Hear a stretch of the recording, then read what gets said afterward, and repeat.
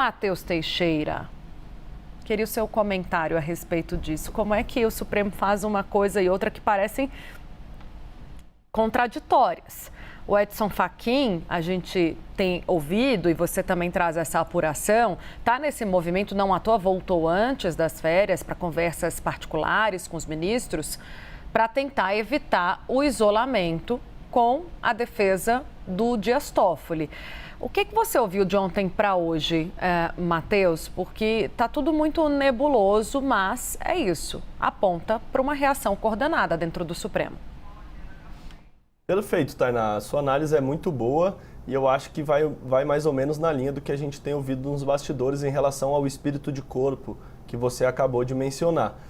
O ministro Edson Fachin, o que ele botou na balança, segundo pessoas nos relataram em off, sob reserva? Ele botou na balança, faço uma defesa institucional do Supremo ou faço um discurso um pouco mais moralista e tento, de alguma maneira, constranger o ministro Dias Toffoli devido ao desgaste que isso tudo vem gerado para o tribunal.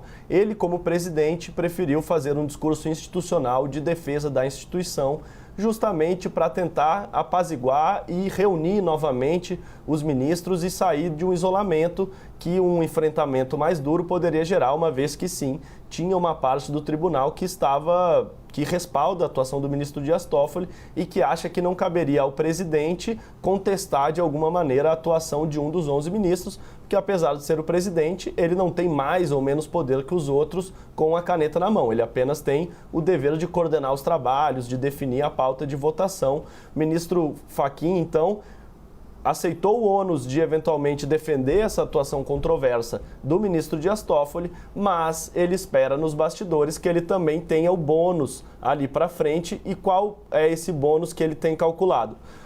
Como presidente do tribunal, eu disse agora que o poder não é diferente em relação à caneta, ao poder de tomar decisões contra outros poderes e de derrubar decisões judiciais de instâncias inferiores, mas todos os ministros têm 2 anos de gestão como presidente do tribunal e todos os ministros, quando assumem a presidência, gostam de imprimir o próprio ritmo e de deixar uma marca da sua gestão à frente da corte.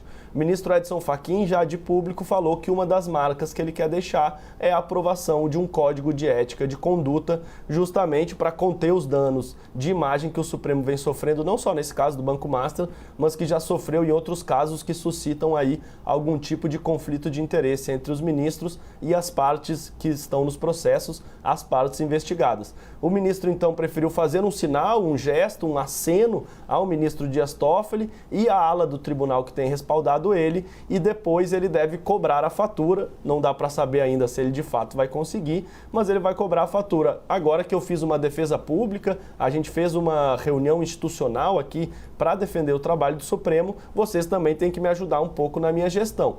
A gente vai lembrar que o ministro Luiz Fux, em 2020, rompeu internamente com os ministros do Supremo no começo da sua gestão, num debate acerca da reeleição da mesa diretora da Câmara. Um grupo, na época, queria permitir a reeleição na mesa diretora, apesar disso não estar previsto na Constituição. O ministro Luiz Fux acordou nos bastidores com essa ala de que votaria também a favor da reeleição e acabou não votando a favor, votou contra, o que pegou muito mal internamente. Os ministros entenderam que ele não era uma pessoa confiável de fazer acordo e não deixaram mais ele levar para frente os seus projetos como presidente. A ministra Rosa Weber adotou uma postura diferente. Ela foi pelas beiradas, mais na descrição, no perfil dela, e conseguiu costurar esse arranjo interno para aprovar a limitação de decisões monocráticas, que foi uma das bandeiras da sua gestão, e o ministro Edson Fachin agora, com esse sinal, tenta novamente reaglutinar os ministros